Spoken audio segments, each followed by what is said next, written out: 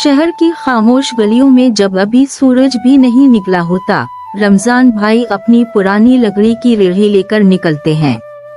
उनकी उम्र 30 साल के करीब है और वो पिछले 10 साल से यही काम कर रहे हैं।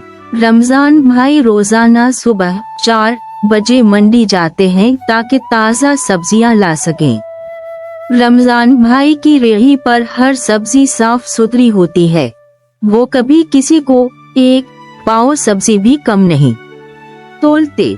गली के लोग कहते हैं, रमजान भाई आपकी सब्जी महंगी क्यों होती है?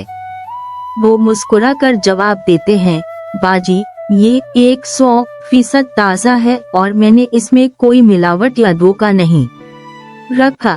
एक मुश्किल दिन एक दिन रमजान भाई के पास सिर्फ 500 रुपए बचते हैं। उनके छोटे बेटे की तबीयत खराब होती है और इसे 1500 रुपए की दवाई की जरूरत होती है। रमजान भाई परेशान हाल गली में आवाज लगा रहे होते हैं, आलू ले लो, प्याज ले लो। अचानक एक बड़ी गाड़ी उनके पास रुकती है। एक सेठ साहब 5 किलो मुख्तलिफ सब्जियां खरीदते हैं।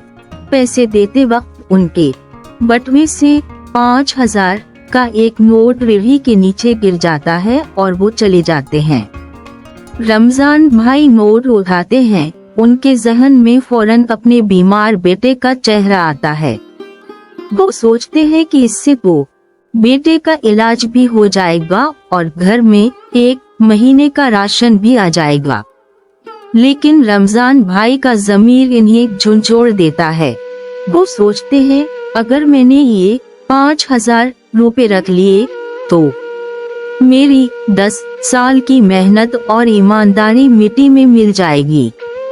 वो फौरन अपनी रेहड़ी वहीं छोड़कर गाड़ी के पीछे भागते हैं और तकरीबन 2 गलियों के बाद गाड़ी रोक लेते हैं।